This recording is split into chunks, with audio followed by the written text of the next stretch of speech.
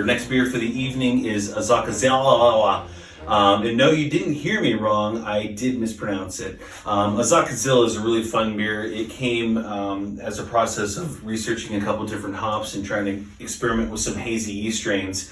So we focus and feature our hops on this as Azacca hops, Cashmere, and Denali. And Denali hops are known as, they've got a kind of a different name for them in the brewing community, known as Nuggetsilla. They're very similar to nugget, big nugget hops. And so they called it Nuggetsilla. So we decided in our marketing team that we were going to go a different direction with the branding and naming of this beer.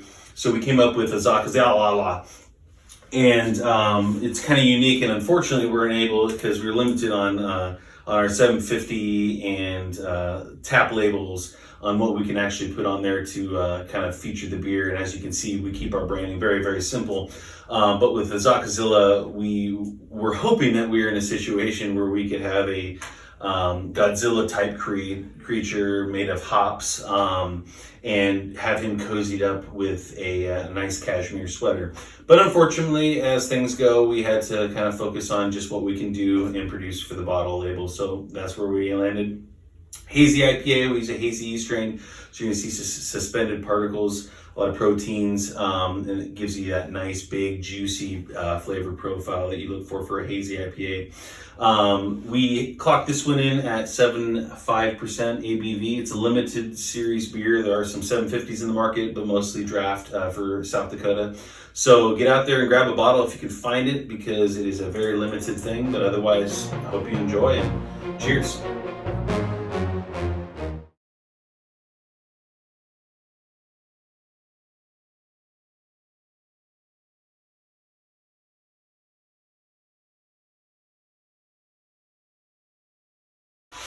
So one other very important fact I think that needs to be stated, and anytime I'm in person, I definitely make a point to bring this up. But unfortunately, not being able to be there tonight, I wanted to make sure that I brought it up again.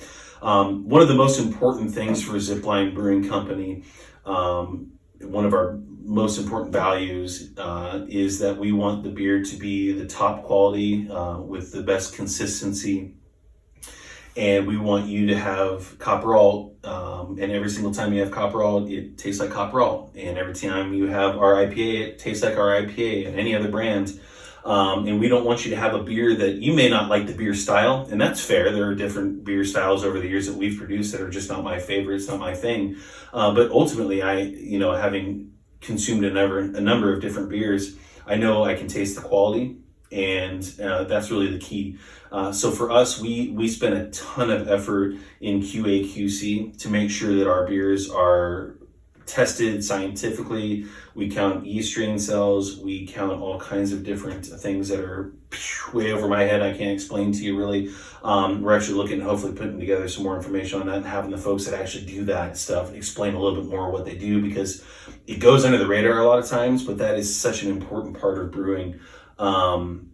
We've had situations like Copperalt where the yeast strain, we use our yeast strains over and over as much as we can, which helps with consistency, but it's a living organism. If we can keep it going, that'll help the beer to be as consistent as possible. But one time we had a yeast strain that we thought was performing well, and it ended up dying halfway through a fermentation cycle in the tank. And we ended up tasting it. We have a QA QC panel that anytime something gets flagged for any kind of reason, maybe a glycol system shut down and the temperature was out of temperature range for fermentation for a little while, it's tagged, and we come back to it and make sure it's tested and tasted and gone through a panel and given the stamp of approval to be released or packaged. And this Copperalt batch, for example, was a batch that they believed about 99% of people probably wouldn't know the tiny little off flavor that was produced by that one batch. But ultimately, it wasn't up to our standard. So we ended up dumping the entire barrel, the entire batch, which is tough because it was an 80 barrel batch. All of those large batches we do are 80 barrels.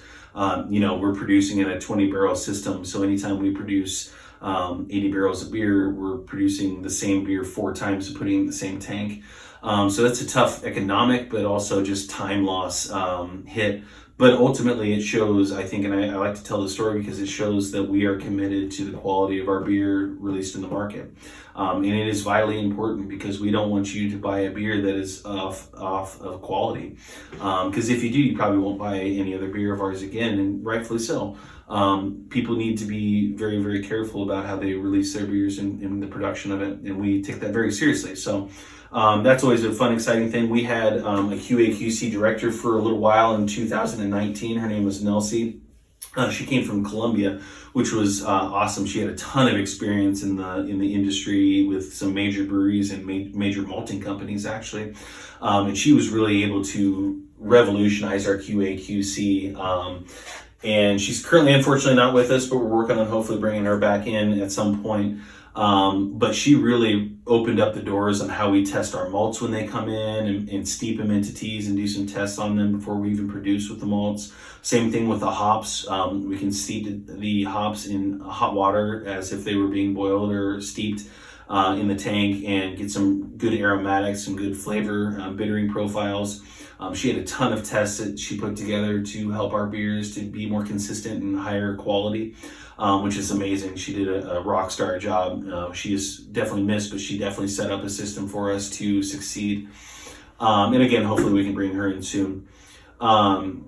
But yeah, QA/QC is incredibly important, and I hope that you folks enjoy that and respect all the hard work that it goes on behind the scenes, because it's one thing for me to come out to the market and talk about awesome quality beers, but we have a team filled with unbelievable people that are producing our beer, packaging our beer without problems, maintaining our beer in the warehouse side, rotating, getting it into our distribution trucks safely and wrapped, protected safely. We have an excellent team out in the market with people such as Nate, who are getting the beer as fresh as possible into accounts and placed and sold through. And we rely so much on those people, as well as the retailers, to continue to get that product rotated, so you're getting the product that you need to purchase first, so you can keep fresh product healthier. Very, very helpful for us to be successful in this market. There just takes so many people to make this thing work right, and we are very, very grateful. So thank you to you folks, and thank you to the consumer, because ultimately that's why we're doing this thing. We hope you enjoy it. So cheers.